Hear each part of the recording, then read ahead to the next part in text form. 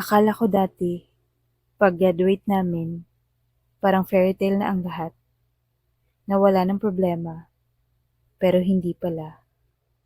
Minsan, mas mahirap pa pala pag totoo na ang laban. Congrats, Dr. Mercado, bulong niya. Hindi pa ako Dr. Alexa, pre-med pa lang. Doktor ka na sa puso ko. Napatawa ako. Pagkatapos ng graduation, doon nagsimula ang totoong laban.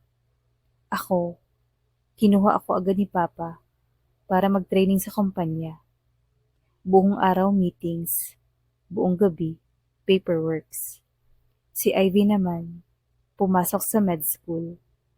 Mga libro, exams, hospital duty. Minsan, hindi siya makapag-reply buong araw. Minsan ako rin. Love, gising ka pa? Nakatingin ako sa screen. Pagod na pagod siya. Naka-business suit pa. For you, laging gising. Umiyak ako. Ivy, bakit ka umiiyak? Kasi gusto kitang yakapin. Gusto rin kitang yakapin. Naghalikan kami sa screen. Corny, pero tapat. Good night, Alexa. Good night, future Dr. Mercado. Isang gabi, nalasing ako.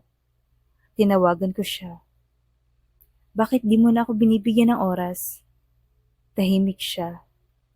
Alexa, may exam ako bukas. Puro na lang exam. Ako ba? Di importante sa'yo? Naiiyak ako. Alexa, ginagawa ko to para sa atin. Bakit? Hindi ko kailangan yan. Kailangan kita ngayon. Hindi ganun kadali. Nag-away kami. Binaba ko yung tawag. Hindi kami nag-usap ng 2 linggo. Walang chat. Walang tawag.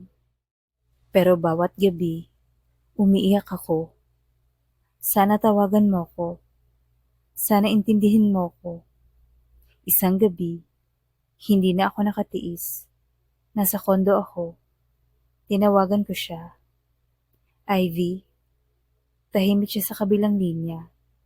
Sorry. Huminga siya ng malalim. Miss na kita. Ako rin. Pwede ba tayong mag-usap? Saan? Pupuntahan kita. Nasa harap ako ng dorm. Umuulan. Nakita ko siya. Basang-basa. Hinihingal. At takot. Ivy, sorry. Ang sama ko. Ang selfish ko. Hindi kita naiintindihan. Naiyak ako. Lumapit ako. At hinalikan ko siya bigla. Basang-basa. Malambot. Pero desperado. Humahagulgol kami pareho. Hindi ako susuko sa'yo. Bulong ko. Hindi kita bibitawan. Sagot niya. Nasa loob na kami ng dorm. Nakaupo sa kama. Nakapantulog siya. Ako naman, basa pa rin. Ivy, mahal kita. Mahal din kita. Pero alam kong mahirap. Oo. Kaya ba natin to? Kung tayong dalawa, oo. Hinawakan ko ang kamay niya. Pinisil niya. Hindi kita pipigilan. Natuparin mo ang mga pangarap mo. Ikaw din. Businesswoman ka. Hindi kita hahadlangan. Tahimik. Tumingin siya sa akin. Dito ka na matulog. Tumango ako. Humiga kami. Magkatabi. Dahan-dahan niya akong niyakap. Hinalikan niya ang leeg ko. Ako naman, humawak sa bewang niya. Alexa? Gusto kitang makasama. Kahit anong mangyari. Naghalikan kami. Malalim at mainit. Umangat ako. Hinalikan ko ang labi niya. Ang leeg. Ang balikat. Bumilis ang hininga niya. Pinunasan ko ang luha niya. habang humahalik. Walang ibang tunog, kundi ang hininga at pintig ng puso namin.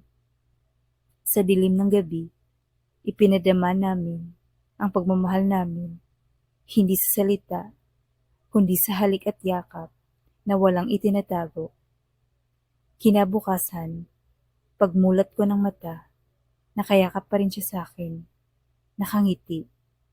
Good morning, love. Hinalikan ko ang ilong niya. Good morning, baby. Pasok ka pa sa office. Late na ako, pero wala akong pakialam. Tumawa kami. Hinalikan ko siya, malambot at mahaba. Kahit gaano ka kabisi, Alexa, dito ka babalik. Kahit saan ako magpunta, ikaw ang uuwian ko. Pinakilala ko siya ulit sa parents ko. Mom, Dad, kasama ko pa rin si Ivy.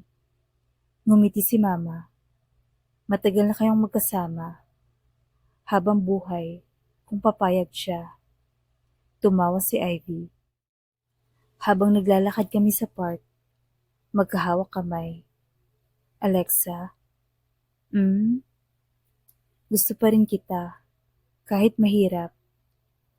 Kahit mahirap, basta ikaw. Sa ilalim ng buwan, tahimik ang paligid. Magkahawak kamay kami. Hinalikan niya ako. Hindi na ito halik ng takot o halik ng sorry, kundi halik ng pangako. Ivy, ikaw ang tahanan ko. Alexa, ikaw ang buhay ko. Minsan, hindi sapat ang salitang mahal kita. Kailangan mo ring ipakita. Kailangan mo ring lumaban. Kailangan mong maghintay. Pero kung totoo kayo sa isa't isa, kahit anong mangyari, kayo pa rin. Thank you for watching. Please don't forget to like and subscribe. Bye.